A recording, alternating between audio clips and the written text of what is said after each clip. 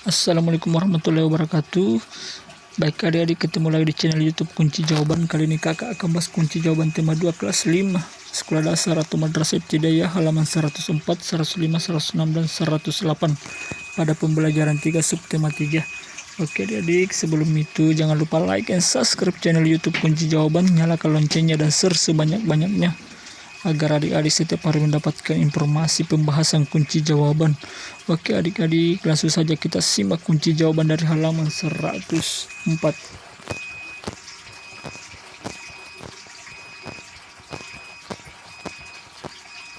Kunci jawaban tema 2 kelas 5 halaman 104. Kelurahan Babakan Pasar luncurkan gerakan pungut sampah agar masyarakat sadar dengan kebersihan lingkungan, terutama masalah sampah. Kelurahan Babakan Pasar mengajak warganya dalam gerakan pungut sampah GPS. Lurah Babakan Pasar Rokib Al-Hudri mengatakan GPS ini merupakan program pemerintah Kota Bogor pada tahun 2016. Program ini bertujuan agar Kota Bogor terbebas dari sampah.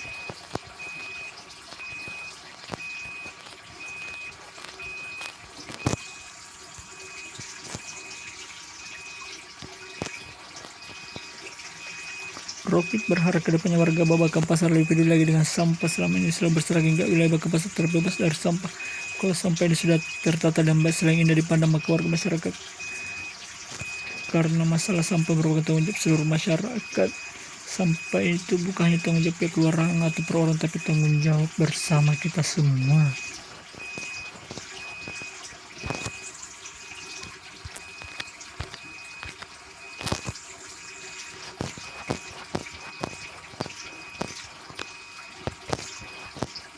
Oke, ayo menulis. Jawablah pertanyaan-pertanyaan berikut berdasarkan bacaan Kelurahan Babakan Pasar. Luncurkan gerakan pungut sampah. Di mana lokasi daerah pada berita tersebut?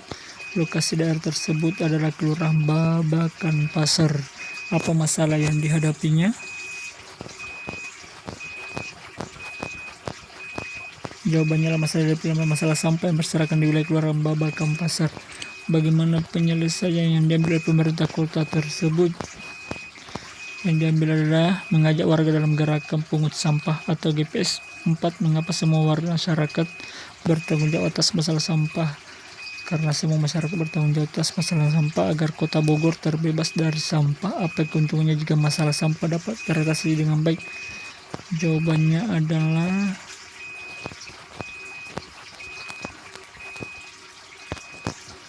keuntungan jika masalah sampah dapat terselesaikan baik, selain indah dipandang, maka warga masyarakat pun terhindar dari berbagai penyakit. Kunci jawaban halaman 105. Ayo berdiskusi.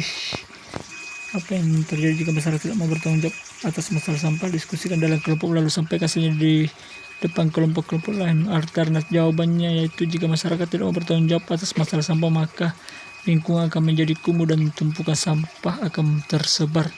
Bila tak bertanggung jawab terhadap sampah, maka warga akan membuang sampah sembarangan. Dampaknya bukan saja lingkungan tidak bersih, namun juga bisa mengundang penyakit.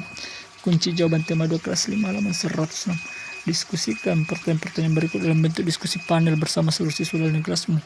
Apa pendapat mengenai pekerjaan sebagai pemulung? Pekerjaan pemulung adalah pekerjaan yang halal. Pemulung juga berjasa dalam mendaur ulang sampah, karena saat memilih sampah, pemulung akan berlangsung memilah sampah yang bisa didaur ulang atau dan bukan. 2. Apa pendapat mengenai usaha pembuatan benda-benda daur ulang? Usaha pembuatan benda-benda daur ulang sangat diperlukan untuk menekan jumlah sampah. Terus daur ulang membuat benda menjadi sampah bisa digunakan kembali.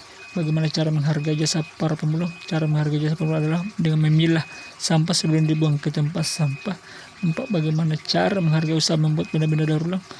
Yaitu dengan cara menggunakan benda-benda hasil daur ulang. Kunci jawaban tema 2 kelas 5 halaman 108. Menghargai kegiatan usaha ekonomi orang lain. Kegiatan ekonomi dilakukan setiap orang melibatkan orang lain. Terlibat orang lain dapat dilihat dari kegiatan produksi, distribusi, dan konsumsi. Pada kegiatan produksi, orang yang terlibat adalah tenaga kerja. Pemakaian tenaga kerja dimaksud untuk memperlancar kegiatan produksi. Tenaga kerja akan memperoleh balas jasa dari produsen berupa upah atau gaji dari produsen. Selanjutnya, barang hasil produksi akan disalurkan kepada konsumen atau masyarakat oleh distributor. Dari kegiatan penyaluran tersebut disebut distributor akan peroleh keuntungan. Contoh distributor adalah agen, pedagang besar, dan pedagang eceran. Konsumen adalah pihak mengkonsumsi barang jasa untuk memenuhi kebutuhan hidupnya. Coba temukan peran produsen, distribusi, dan konsumen dalam perekonomian Indonesia. Selanjutnya bahaslah bersama teman dan guru kelasmu. Setiap pelaku ekonomi memiliki peran masing-masing yang saling menguntungkan. Amatilah dalam sehari-hari, baik makhluk sosial maupun makhluk ekonomi manusia hendaknya memiliki etika moral manusia dapat menghargai setiap kegiatan ekonomi yang dilakukan oleh orang lain. Amatilah pakaian yang kamu kenakan, bagaimana berlangsungnya proses produksi pakaian. Proses menghasilkan pakaian membutuhkan waktu yang lama. Untuk membuat pakaian, produsen pakaian membutuhkan bahan baku berupa kain dan benang. Kain dapat diperoleh perusahaan pemintalan benang.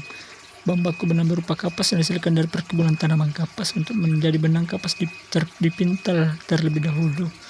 Kemudian benang ditenun di pabrik tenun hingga menjadikan selanjutnya kain dapat dibuat pakaian oleh penjahit.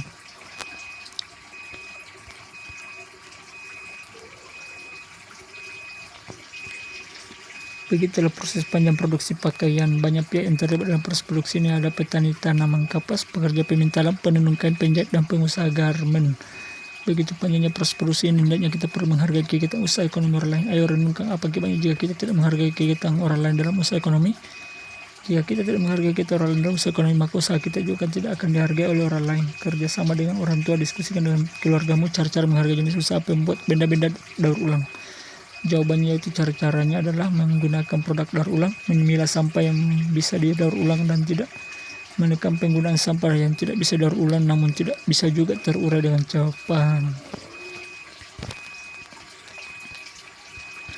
Demikianlah adik-adik kunci jawaban dari tema 2 kelas 5 halaman 104, 105, 106, dan 108 pada pembelajaran 3 subtema 3. Oke adik-adik, sampai ketemu di kunci jawaban selanjutnya. Jangan lupa like and subscribe channel YouTube Kunci Jawaban, nyalakan loncengnya dan share sebanyak-banyaknya agar adik-adik tetap mendapat kunci jawaban setiap harinya. Oke, akhir kata wassalamualaikum warahmatullahi wabarakatuh.